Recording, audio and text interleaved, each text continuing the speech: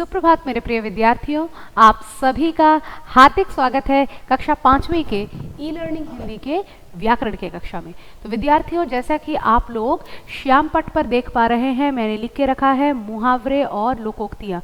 तो ये मुहावरे और लोकोक्तियाँ पाठ जो है आज मैं आप लोगों को पढ़ाने वाली हूँ।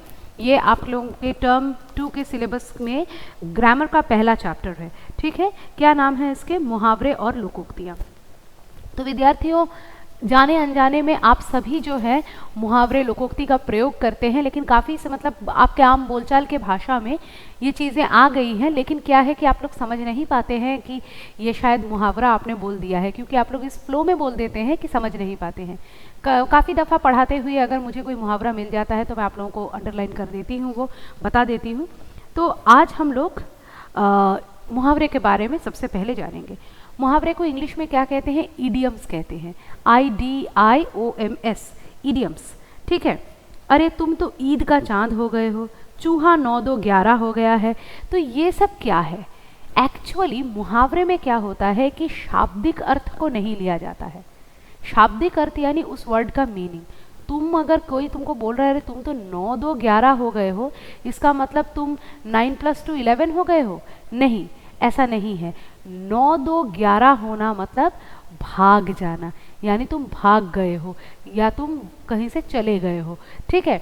तो इसका मतलब क्या होता है कि मुहावरे ऐसी चीज़ें हैं जहाँ पर उनका जो शब्द जो लिखे हैं या जो वाक्यांश लिखा है उससे जो अर्थ निकलता है वो उसका अर्थ ना होकर, मतलब वही एकदम वर्ड टू वर्ड उसका अर्थ नहीं होकर, उसका जो इनर मीनिंग है वो उसका अर्थ होता है। ठीक है।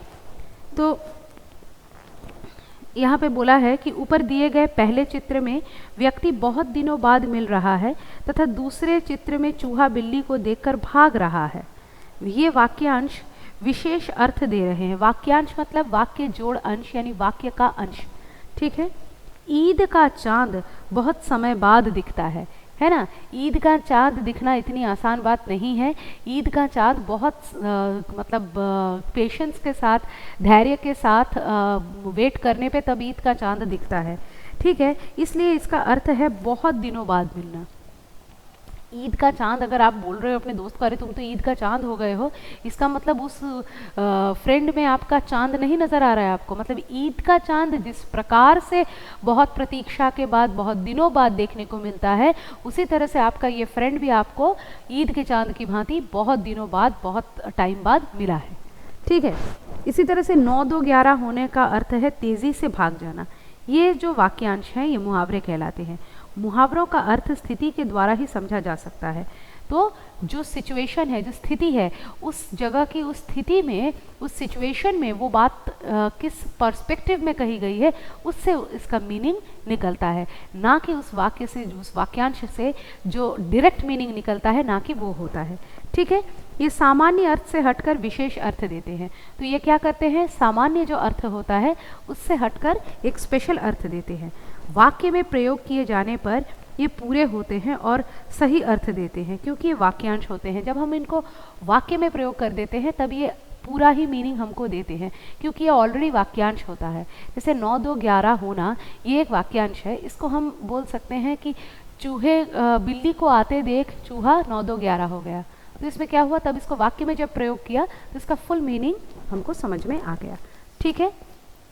तो फिर इसको हम क्या कहेंगे? वे वाक्यांश, वाक्य का अंश जो सामान्य अर्थ ना देकर, डायरेक्ट अर्थ नहीं देकर, सामान्य अर्थ ना देकर विशेष अर्थ प्रकट करे, सामान्य अर्थ ना देकर विशेष अर्थ प्रकट करे, उससे मुहावरे कहते हैं। तो जो वाक्यांश सामान्य अर्थ न देकर विशेष अर्थ प्रकट करे वे मुहावरे कहलाते हैं।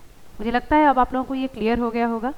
जैसे लोहा लेना, लोहा लेना का अर्थ होता है कि लोहा लेना या खरीदना ना होकर मुकाबला करना होता है। लोहा लेना मतलब आपने लोहा खरीदा नहीं है, लोहा लेना मतलब किसी से टक्कर लेना, मुहावरा लेना मतलब मुकाबला करना। ठीक है।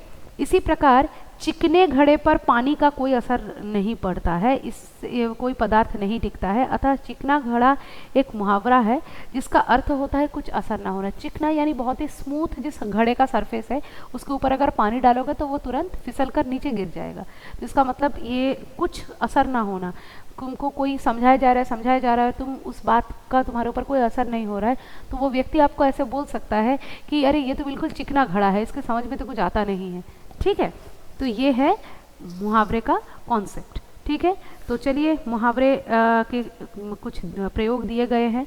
अगर मगर करना, अगर ऐसा हो तो क्या होगा, लेकिन मगर ये तो प्रॉब्लम है, ऐसे हम लोग बोलते हैं। मतलब क्या करते हैं हम लोग, टाल मटोल करते हैं बात को लेकर।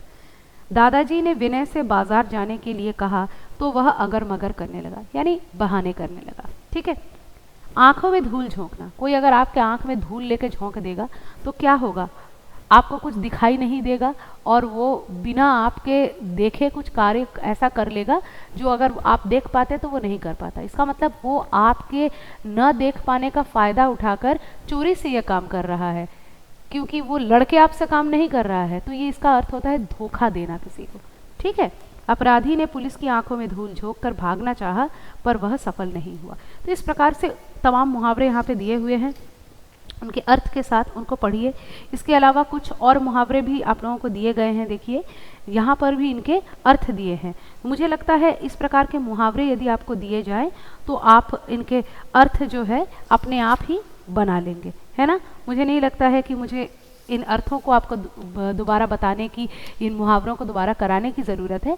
आप लोग पढ़ के स्वयं इनको कर पाएंगे। ठीक है, तो चलिए विद्यार्थियों, आज के कक्षा में इतना ही। अगले कक्षा में हम इस पाठ के एक्सरसाइजेस करेंगे। तब तक के लिए मुझे इजाज़त दीजिए। धन्यवाद।